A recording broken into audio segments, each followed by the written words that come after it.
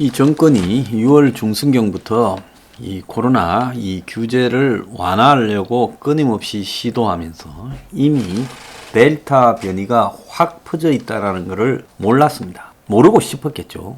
알려고 했다면 왜 알 수가 없겠습니까? 애써 모르는 척 했다라는 게 맞는 거죠. 그럼 왜 자꾸 거리두기 완화를 갖다가 이렇게 하려 했을까? 결국은 방역을 잘한다 소리를 들으려면 쪼아야 되는데 거리두기를 강화해서 경기가 계속 죽으니까 경기 부양을 시키려고 이렇게 했다고 봅니다. 그래서 이 정권이 결국 참지 못하고 경기 부양을 위해서 시도를 하다가 지금 이런 사태의 책임을 다 지게 되는 어리석음을 자초했습니다. 자, 코로나로 이 압박이 가중되는 속에서 주말에 책 소개가 하나 있었어요. 신문마다 많이 소개했던데 절망의 죽음과 자본주의의 미래, 저는 아직 읽어보지 못했습니다. 미국에 한 해 16만 명이 절망사를 하는데 자살, 약물, 알코올로 인해 사망을 하는데, 그래서 이건 노벨 경제학상을 받은 앵거스 디턴이라는 사람이 저학력 중년 백인 사망률을 연구했는데 능력주의로 계층 대물림이 심화되면서 절망사 하는 사람이 더 많아지게 생겼다. 그래서 능력주의가 옳은 게 아니다는 이야기예요. 한국 자살률도 위험한 수준에 이르렀는데 경제 성장의 이면에 사회적으로 단절되고 고립된 사람들이 급격한 사회 격변에 낭망을 하는 사람들, 불공정의 좌절을 겪은 사람들이 지금 알코올, 마약, 총기 이런 걸 다루다가 결국 중독에 빠져서 죽는다는 겁니다. 이 배경에는 미국 사회의 부의 불법적인 재분배, 부자만 이득을 얻는 이 각종 규제나 세법 악용이 자리를 잡고 있다. 자, 이것이 지금 핵심이다. 이렇게 말을 하고 있습니다. 자, 그런데 코로나로 지금 없는 사람의 일자리가 세계적으로 엄청나게 사라지고 그동안에 또 자동화가 급속하게 진행되는 계기가 코로나 2년 동안에 마련되어지고 있다. 그래서 이거 심각하다라고 지적을 제가 한 바가 있습니다. 근데 오늘 보면 갚을 능력이 없는데 2030이 빚을 얻었던 비투 영끌 등이 이제 부실 내간이 터지려고 한다 하는 기사가 나옵니다. 자, 언론들도 참 무책임해요. 자, 집값이 올라가니 비투 영끌해서 집을 사고 주식 가격이 올라가니 비투 영끌해서 주식 산다고 그걸 비판하고 나무라고 조심해라 말하지 않고 앞다퉈서 이런다고 홍보하더니 이제 2030 가계부채가 심각하다. 역대 최대의 가계부채 절반에 해당된다. 상한 널릭력이 떨어지는 청년층, 금리 인상과 가상화폐 급락에 부실화 가능성이 크다. 그래서 하반기 한국 금융시장 부실의 내관이 될 우려가 크다. 이렇게 이야기를 하고 있습니다. 아시아경제가 보도하고 있어요.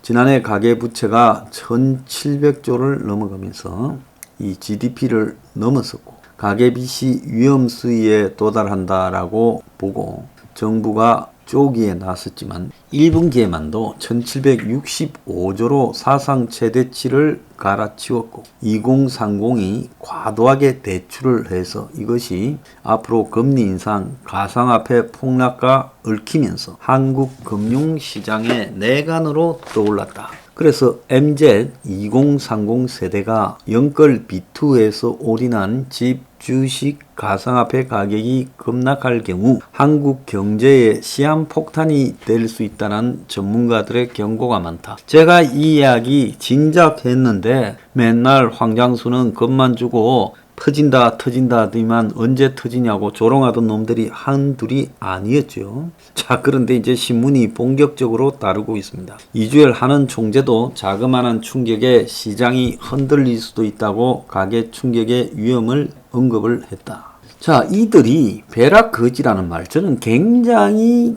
좀 반감을 가지고 있습니다. 벼락거지가 아니라 인생에 벼락 부자는 없지요. 그거는 복권 당첨된 것 외에는 벼락 부자가 없기 때문에 벼락 거지라는 말도 내가 잘못한 게 없는데 남이 다 돈을 엄청 버니 내가 앉아서 저절로 거지 됐다 이 말 아니겠어요? 그래서 닥치고 대출이라는 닥출을 했는데 이게 이제 가상화폐 금리 인상 등으로 큰일 났다라는 겁니다. 그래서 2030의 이 빅2가 하반기 금리 인상과 맞물려 한국 경제에 한마디로 금융위기의 내관이 될 거라고 말을 하고 있습니다. 자, 1분기 기준 가계부채 규모는 1765조로 작년 1분기에 비해 9.1% 증가했어요.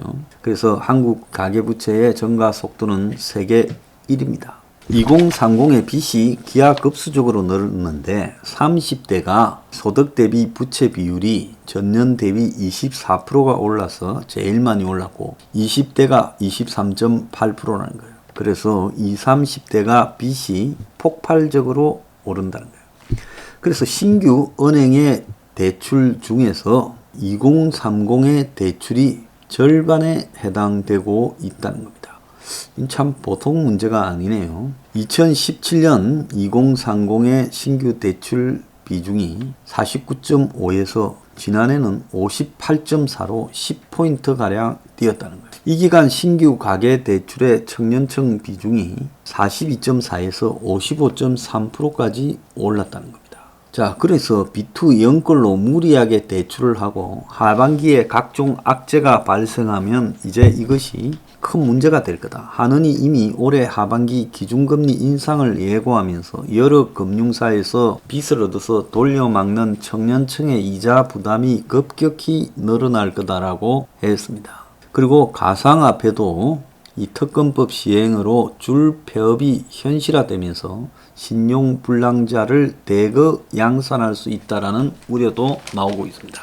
정부가 이제 디지털 자산을 첫 퇴출을 시켰어요. 신한은행 소투 서비스라는 것을 종료시켰습니다. 투자자에게 자산 담보로 토큰을 제공하던 거였는데요. 자, 그래서 정부가 이제 이런 것들을 하면서 4대 가상화폐 거래소도 과연 살아남겠는가 하는 부분에 대해서 우려가 커지고 있습니다. 그래서 결국 이 정권이 이제 2030 비중이 절대적인 P2P 대출을 이제 8월 말에 온라인 투자 연계 금융 입법이 시행되면 이 먹튀 피해가 속출할 걸로 보고 있습니다. P2P 업계 대응사인 랜디스의 경우 2030 비중이 78.2%예요. 그래서 청년층이 이런저런 사유들로 상환 부담이 위험이 급격히 악화되고 있고 금리 상승이 본격화되면 청년 부실이 현실화될 것이다 라고 보고 있습니다. 여기에 사회적 거리두기가 지금 강화되면서요.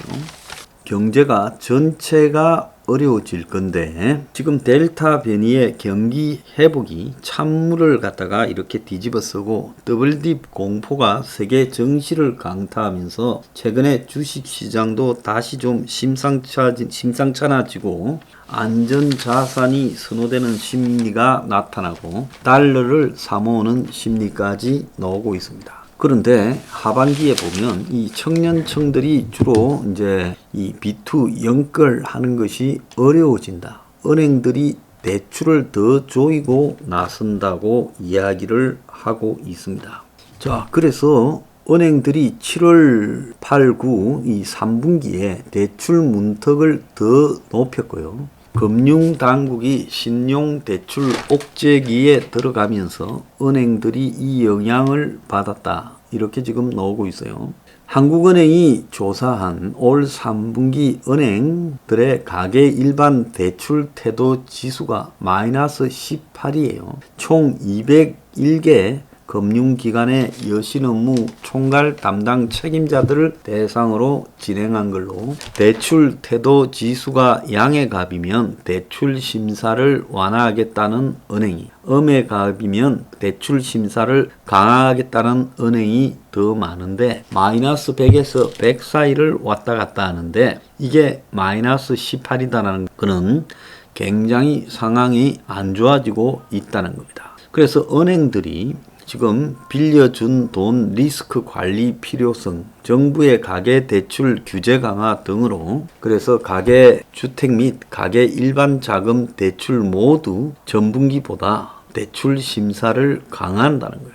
그래서 이렇게 된다는 것은 결국 은행들이 대출을 해주지 않기 위해 조기에 들어가고 그 배경은 우리나라 가계 대출이 사상 최대 수준으로 늘어나서 3월 말 기준 1765조의 가계부채를 기록하고 있는 데 대해서 한국은행 금융통화위원회 의사록에 한 위원이 뭐라고 이렇게 말을 했는가 하면 민간 부채가 더 늘어나면 우리 경제가 부채 함정에 빠질 필요가 있다. 부채가 어느 수준이면 부채 함정에 빠지는지 고민해 볼 필요가 있다라고까지 이야기를 한 것으로 나오고 있어요.